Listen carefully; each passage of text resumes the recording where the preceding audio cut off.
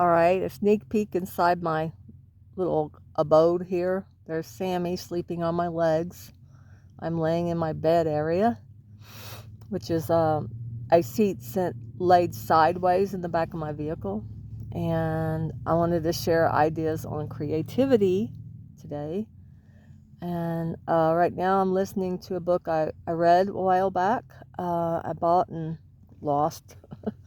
But I'm listening to it on Books on Tape, and I recommend it highly for anyone stuck in their creative process or just wanting food for thought or inspiration. It's called The Creative Habit by Thyla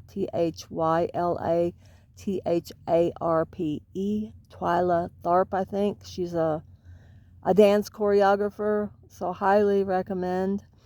And then a channel I recommend is a YouTube channel called the Boka Bushido, Bokehbushido,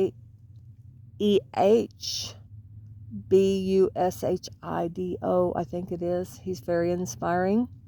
And then here's a few thoughts I have on creativity. When you are writing, let a poem be a poem, and let a novel be a novel. If it has a heart to it, it has its own spoken, it's its own voice. Follow that voice. Don't cut it down or don't elongate it. Listen to it. Let it be. Even the Bible says, don't add and don't take away from the word.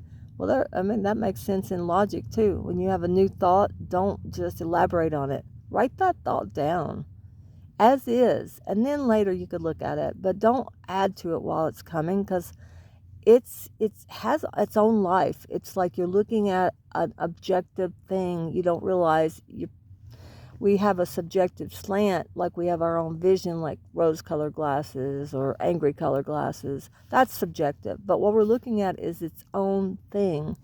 And when you write it as clearly and succinctly as you can, it's a beautiful thing. So don't turn a poem into a novel unless it's meant to be a novel. Then it was never meant to be a poem, unless it was. And don't turn a novel into a poem. Don't cut it off short. In other words, respect what you're looking at. You're speaking truth. Don't add to it. The mind's not always right. I hate to say that.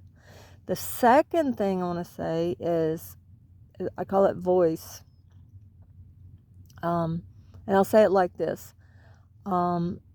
When I look out in the world and I look at other creators, artists, writers, musicians, and I think, oh wow, I could never be that good. God reminds me, I have one thing they do not have. I have my voice.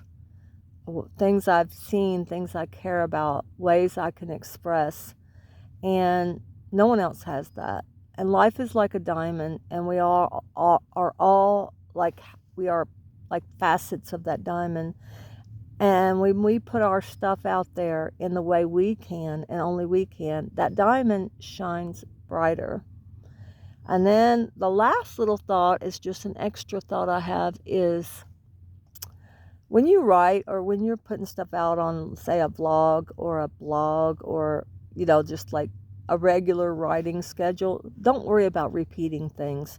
There's this thing in advertising, they say someone doesn't notice until they hear it 9 times. So if you've said it before, say it again. If you got something to say it. And you can say, I might have said this before, but it's okay to repeat it. Sometimes it takes 9 times for the really to sink in.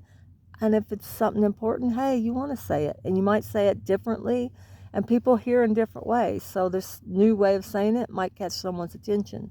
Some people hear better when they read. Some people hear better when they're listening, and some people hear better when they're watching something like a movie.